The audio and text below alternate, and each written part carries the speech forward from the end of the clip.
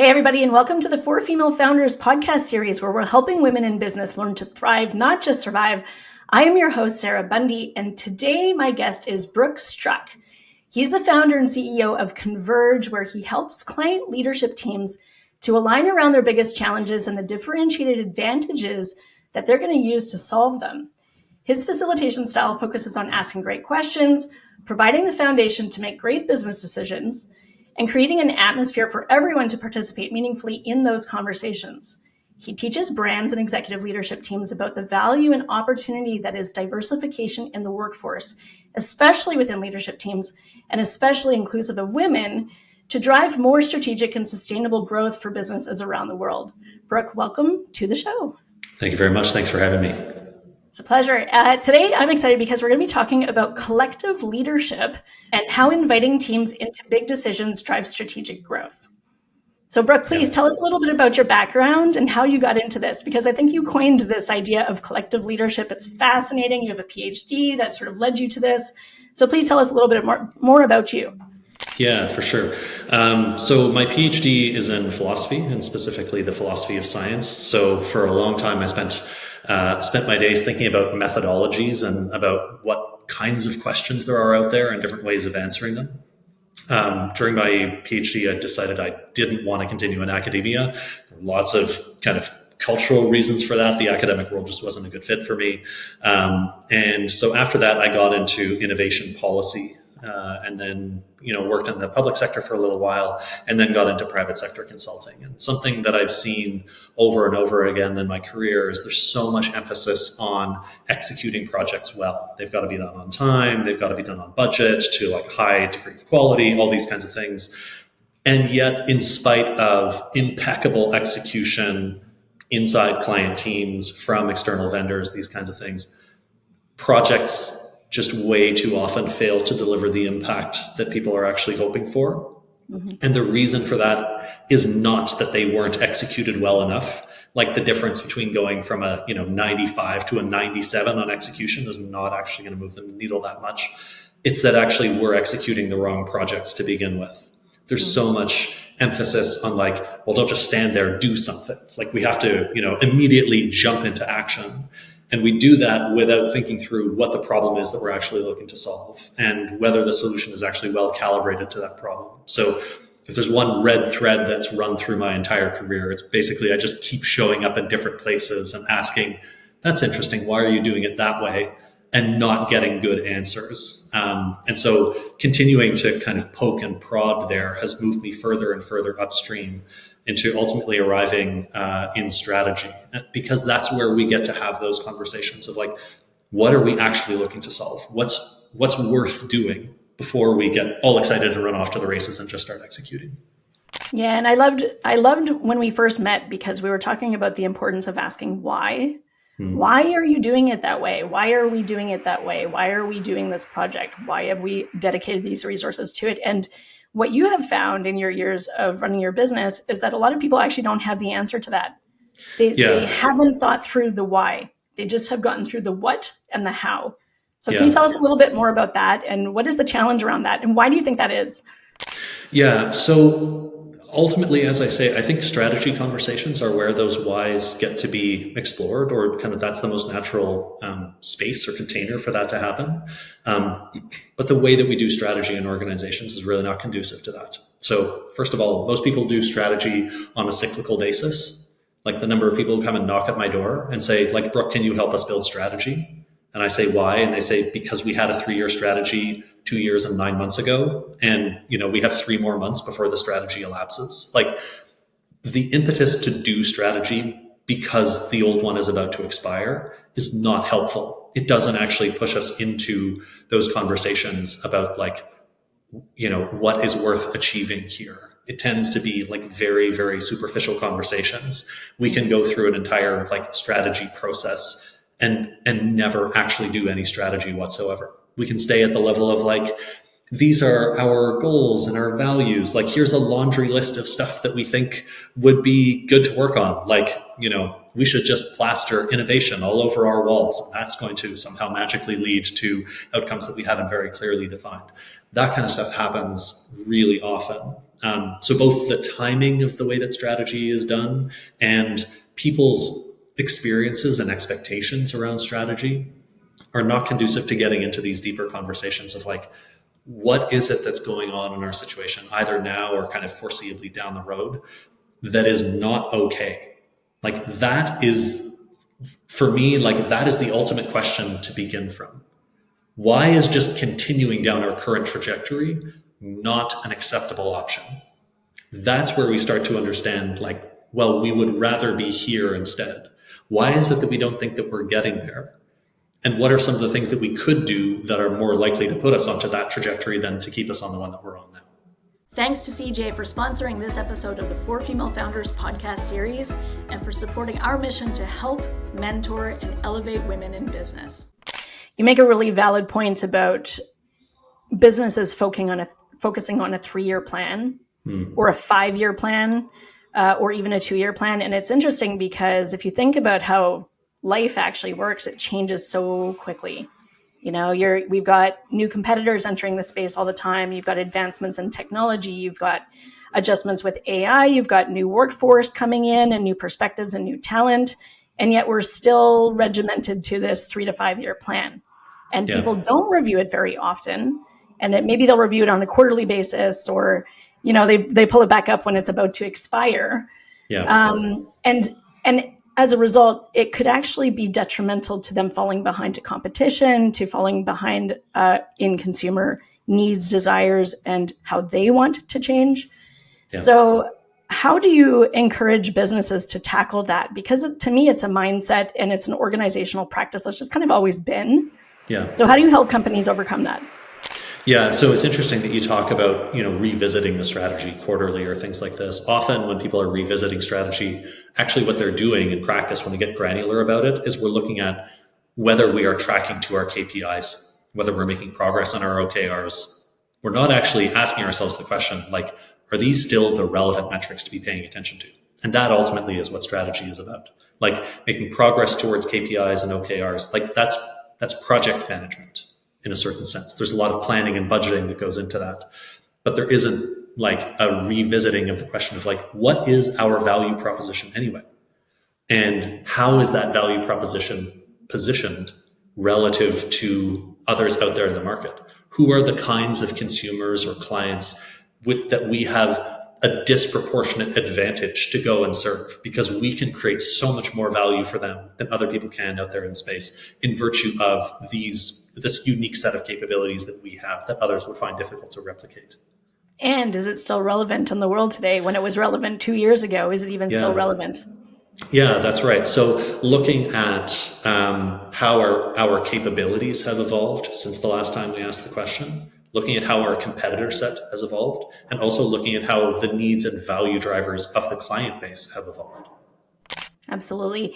Let's talk a little bit about your idea of collective leadership, because obviously when you're making decisions, you're making strategic decisions about the direction of a company and about changes that happen in a company. It involves a lot of brains, a lot of people to buy into the idea, and a lot of people to be able to execute on that idea. Yeah. So tell us a little bit more, please, about collective leadership and how inviting your teams into the decision-making process is actually better for strategic growth.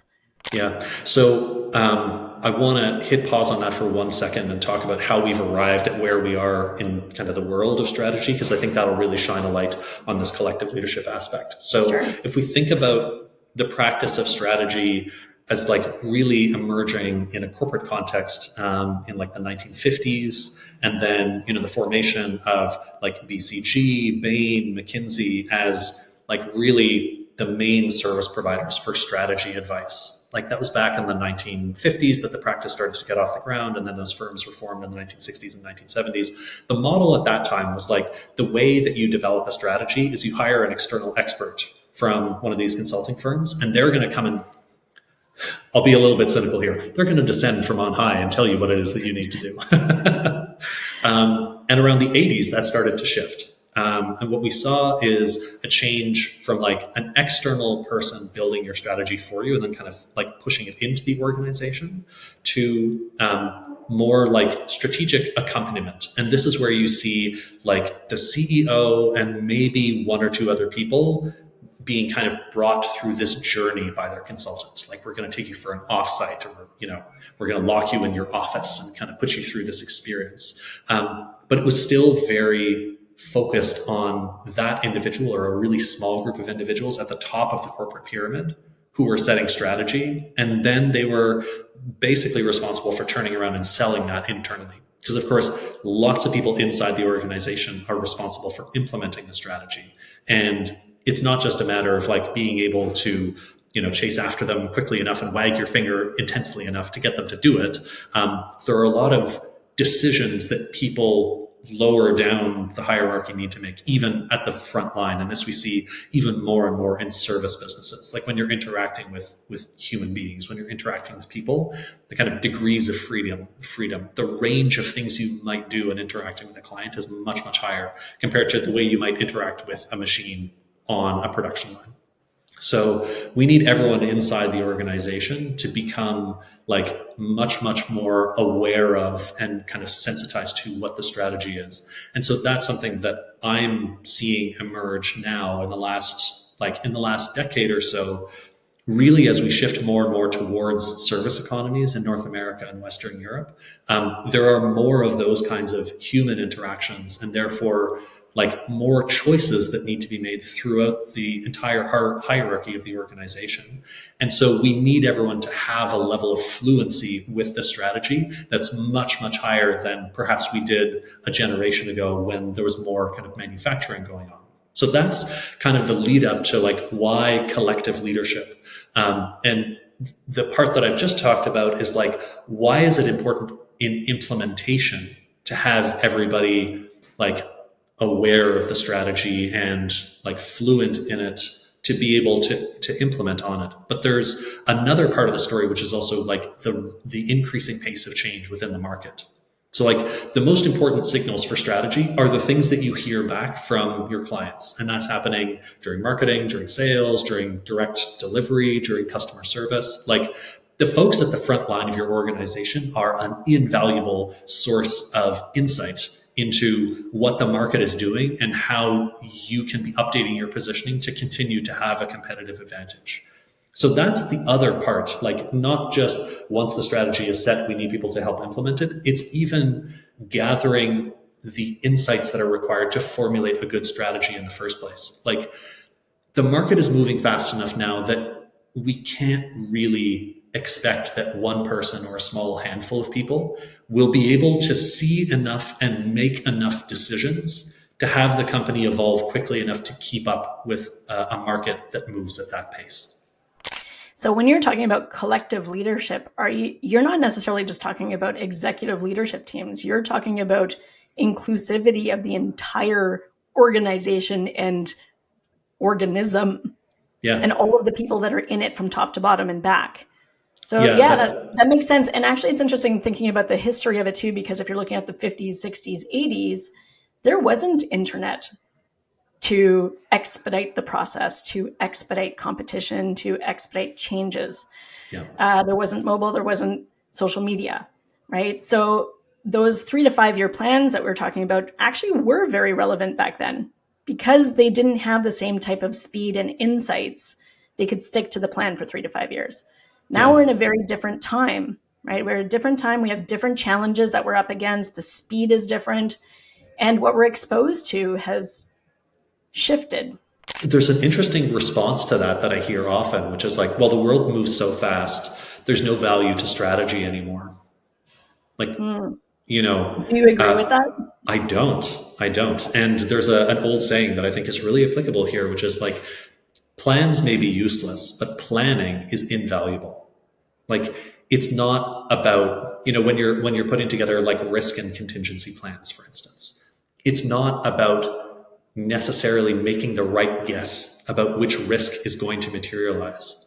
It's about building the habits and building the kind of like sensitivity, and conversation around paying attention to things that are happening out there, that like you just become better at interpreting the data that's coming at you, making choices and acting accordingly. If that's the only thing that you get out of your risk planning, you have got something extremely valuable, even if none of the risks that you actually identified during that process ever come to pass.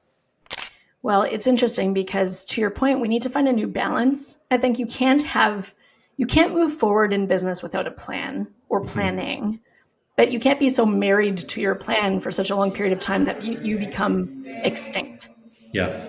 So please tell us a little bit more about what's that balance? How do you recommend businesses find that balance, and how do you recommend businesses tackle creating those strategies today? So yeah, the strategy process that I work through with my clients tends to move faster than strategy processes that they've worked through before. In general, I think that there's been such a focus on strategy becoming an analytical exercise. Like, this is going to be really data heavy, and we're going to need to, collect a bunch of information, and synthesizing all of that is going to be like laborious and these kinds of things. In fact, I think there's much, much more value to be had by quickly getting people's existing knowledge out onto the table and shared communally, and working from that basis than going super, super, super deep on things, because we tend to move very slowly when we go that deep. And we also tend to only go deep on a few questions. Like, we choose a few things and then we go super deep on those. But there's a range of questions and a range of possibilities that never even comes to light. And like, we don't even think about those. And those tend to be where the risks actually crop up. Let's talk a little bit about diversification, because one of the reasons why you are a guest on this show is because we know, and you've been advocated and referred a billion times over from women that I trust, how much you advocate for having strong female representation and diverse representation, not only in the decision-making process, but across the entire organization.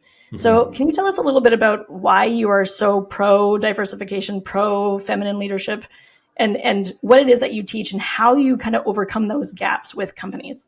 Yeah. So let me first start out with why. And there are two answers to that question. One is because it makes good business sense. I talked about needing to have like that breadth of insight that really only like a fully kind of mobilized team can provide. And the more diverse your team is, and the more that the people in that team are able to like share their tacit knowledge explicitly, participate in integrating that knowledge into like a picture of your world that makes sense, the more that people are able to participate in that, the better a picture you will get, the more like rich and creative and interesting and ultimately valuable business ideas will come from that. So like, there's a business case for it. And then on the other side, it's just the right thing to do. And I mean, I have my own kind of personal story towards that. Like, growing up in my house, like at the dinner table, the stakes of the conversation was always like, how much does what you're saying make sense? And it doesn't matter who says it. And then I arrived out here in this professional world. And I remember during my PhD, as I was articulating my research topic, one of my supervisors said, well, you can't write on that. And I said, why not? Like, I'm just picking up this work of this other guy. It's like, yeah, he can say that because he's done all of these things and he has all of these accolades. You can't do that. And my response to that internally was like, no way. Like, if that's a thing that's worth doing, it should be open to everybody to do it. And I encountered that in my PhD. I encountered it in the professional world as well. It's like, if you ask a good question, if you ask a valuable question, it shouldn't matter what your job title is. And I found myself moving further and further away from spaces where people say, like, you're not senior enough to ask that question yet. You need to wait 40 more years before you'll be old enough that people will take that question seriously. It's like, no. The question is important. And so that's something that I'm very attuned to. And I see it in workplaces all over. I see it in the places where I have worked. I see it in my client organizations. There are very real differences in who gets to ask which kinds of questions. And like, I say that as like, a healthy, able-bodied, cisgendered, white, straight dude. Like, if I am feeling any kind of resistance there, it's like, that only kind of opens my perspective to like how much more held back other people must be who encounter any kind of difference along any of those dimensions that I just mentioned. So how do you help companies overcome that? Because to your point, it is a real thing. And the people who are asking the right questions should have a voice at the table. Yeah. So ultimately, in a certain sense, the business case is the way that I pull that through. Like when I'm working with clients and just starting to have conversations with clients, I mentioned folks come to me and say like, Brooke, can you help us build the next 3-year strategy? One of the first questions that I'm likely to ask them is like, well, what if you just didn't have one? And some people react really negatively to that. They're like, oh my gosh, I'm not ready for a conversation like this. And those are just not my clients. But the people who kind of lean forward and say like, wait, hold on, like something interesting just happened.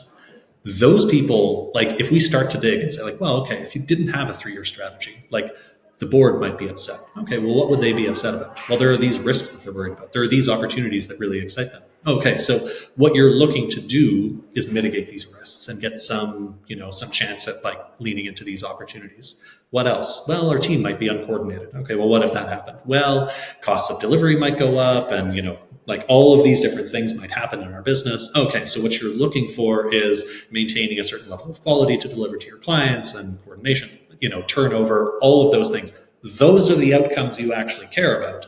Okay, great. We can work on those, and strategy is going to be a tool to get there. And the collective leadership element that comes in there is like, if those are the outcomes that you care about, are you, like, in a certain sense, how willing are you to work hard on those things in ways that make you feel uncomfortable? Like, are those things more important than your discomfort? And if they are, then we're on a really fruitful track. So let's talk a little bit more and unravel this collective leadership concept a little further. Sure. What's the relationship between collective leadership and those diverse teams when you're thinking about things like age and race and gender and perspective and life experience? Mm-hmm. So if I can boil the idea of collective leadership down to one thing, it's a tacit assumption, usually on the part of like the most senior leader, but essentially like in command and control style environments, you'll find lots of people who hold this tacit assumption. And that assumption is, I know what's going on. And that idea that they know what's going on closes the door to any kind of curiosity about what other people might think. Because if I already know, like, what is the value to asking somebody else? But once we remove that assumption, once we like pivot to the notion that I'm seeing part of the picture, that opens up all of this space to say like, well, hold on, if I only see part of the picture, then these other people around me, like, they see part of the picture too. And we need to be operating from the same picture. And ideally, we should be operating from the most like complete and coherent picture that we can. So we need to get away from this idea that like, I already know what the answer is. And the optimal situation would be for me to just push that mental image of the world into all of your brains that I didn't need to explain it to you anymore. And you could just be me in carbon copy and go out and do my bidding. So how do we shift our mindsets? How do we take those types of leaders and who have spent much of their lives thinking in that way and suddenly pause them and help them shift into this new collective leadership style? Yeah. So there are two elements to my approach to doing that. One is kind of structural and programmatic. That's like when I'm doing strategy work with clients, I put them through a series of workshops where we've got a suite of activities that helps them to like surface that tacit knowledge from around the table, integrate that together, and then make decisions on that basis. So just to pause very quickly, compare that to the old-fashioned version where you've either got an external consultant who's building the strategy for you, or maybe they're doing the kind of intel gathering from your internal team. If you've got an external consultant who's going and interviewing all of your folks who work at the ground level and pulling that knowledge back into their organization and integrating it and bringing it back to you, they're basically replacing one kind of totalistic mental model with another. They're saying you used to think this, but now you should think that instead. But they're not changing the mindset of like, your knowledge is always going to be incomplete. And so you always need to have this posture of curiosity towards like, that's strange. I wonder what that means. And so the activities that I walk my clients through are about making sure that that process of like gathering that tacit knowledge and integrating it into a coherent picture is something that the clients do amongst themselves rather than having that done kind of behind the curtain and then just delivered back to them. And so those activities are really an opportunity for people around the table to stare each other in the eye and say like, wow, you're seeing something completely different from what I have seen. And you're, like you and I are staring at seemingly the same world and reaching completely different conclusions. And so the activities are set up for people to have that kind of experience. But then the other component of that is really like the facilitative element. This is managing the social and cognitive dynamics of how that conversation is unfolding.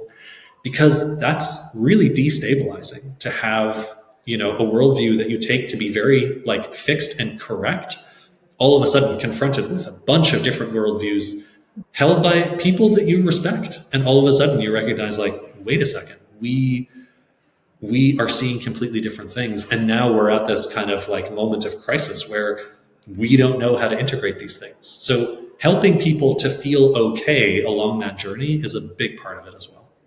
It's almost like having a counselor, family counselor, couples counseling, where sometimes you just need a mediator to hear all of the sides, make sure people can out loud process, and then have those pieces reiterated back so that everybody's acknowledged, all of the perspectives are acknowledged, and then go back to what was the purpose here and why are we doing what we're doing. Yeah, that's right. So first of all, a lot of people somewhat tongue-in-cheek thank me for the organizational therapy that I provide. And I was having a really interesting conversation with another facilitation coach yesterday, and he was saying he gets brought in often in these contexts where like there's kind of an acrimonious relationship within a senior leadership team or perhaps between two individuals in the team. And something that I was talking about with him and kind of like really shone light on this for me the first time is like the fact that I am working on a project and like we have a North Star, we have a direction to work towards in that space is so helpful, because I feel like it would be so much more difficult to try to resolve those things if the context for the conversation were just like, okay, let's sit down and talk about why it is that you two can't get along. Mm-hmm. Like I at least have the benefit of like, we're all working towards that. So like, yeah, I see that you two are not getting along, but like, do you think that we can do this together for something that's more important than like, can we put this aside? Can we get past this for something that's more important than any individual sitting at this table? What do you recommend for people who are, say, middle to executive managers? And I'm going to use women as an example. And people aren't hearing their voice, but they know that they know they're right, or they know that their perspective should be heard. And somehow they're not breaking through. What words of advice do you have for listeners like that today? Right. So I encounter people like that very, very frequently, people in those kinds of situations. And something that I see often is that they have a solution in mind and they know that it's a good solution and they're trying to move that up the ladder and it's just not making any progress. And what I advise in those situations is shift the conversation away from the solution and towards what the problem is and how we're going to choose a solution. And can you give an example? Yeah, absolutely. So I think that it's really important that we develop a new financial model for this program that we're operating, because I'm seeing changes in our client base that's making me think that like we're not going to be able to win as many contracts, that we're going to need to lower our prices, these kinds of things. And so we need to get ahead of this. Here's what I think. Here's how I think we should be pricing the service. Here's how I think we should be changing things. And then there's just like this, no. So rather than saying like, we really should be adopting this, we should be doing this, we need to change this, just asking things like, well, what would make you worried that our current model isn't working? If our current model were starting to run into problems, what would be the early signals that we should be paying attention to? That's a good question. So bringing it back to what should we or what should I be watching out for to understand and identify when this could become problematic? Right. And so what that does is it allows the leader to feel heard and understood. And especially when we mirror back and we say like, okay, whatever the answer is to that question, like if I'm hearing you correctly, it sounds like you're saying if we saw X and Y and Z, then we would know that there's a problem we should dig into further. Did I hear you right? That's really valuable to make someone feel understood and that you're not bulldozing them. Right. Which is interesting, right? It's like you've often got like these old white dude bosses who are so like they play the bulldozing game so much, but they don't like to feel bulldozed. Right. Very true. So by helping them to feel understood and that they're not being bulldozed, you get a better reception. But you can also build commitment on the back end of that, which is like, okay, so now that I'm hearing you right, if we saw these things, we should worry. So if I were to see some signals along the lines that we just described, how and when should I bring those to you for us to continue this conversation? And that's where we build the commitment, right? It is. And it's, to your point, it's a kind and diplomatic way of saying, hey, I notice something is not 100%, but I'm coming to you for advice, feedback, perspective, right? Asking for the assistance and the perspective so that it gives them permission to say, okay, I'm starting to see those things. As you've said, is it okay if I bring them to you? And you've said in this time frame, bring them to you. Here I am bringing them to you. Yeah, so exactly. They've received not only they've received permission while also accomplishing the goal. Yeah. But now they actually can execute. They can act on what that need is. Yeah. And let's pause and note that that is so different from approaching a boss and saying like, I don't know how to solve this problem. And that's something I often hear, like employees who come to me, direct reports, often like sitting just below the CEO or just below the C-suite. And they say, every time that I go and ask for help or I ask for advice or these kinds of things, like there's kind of this, this turn it around, back around on me kind of thing that happens where it's like, well, what do you think you should do? And especially like a lot of the high performing professional women that I know, it's like they've already thought through, they didn't just show up because they were like, oh, I'm encountering some resistance. Like they have worked on this and, they're showing up here is already a signal that like those things have been done. This needs to be taken seriously. And so they often get that kind of turnabout of like, okay, well, it just gets put right back on me anyway. It's not that helpful. When we approach it this way, saying like, what are the criteria that matter to you? It's not about saying like, help me to do my job. I need you, the CEO, to basically like moonlight doing my job too, because I'm not up to it. It's much more what you're communicating is like, I want to make sure that the highest priorities are feeding into my work. It's not just I need to know how to do my job. It's that I need to make sure that the way I'm doing my job is optimally calibrated to what is going on across this company. That's fantastic insight and absolutely true and a really valid and helpful example. So thank you, Brooke, for that.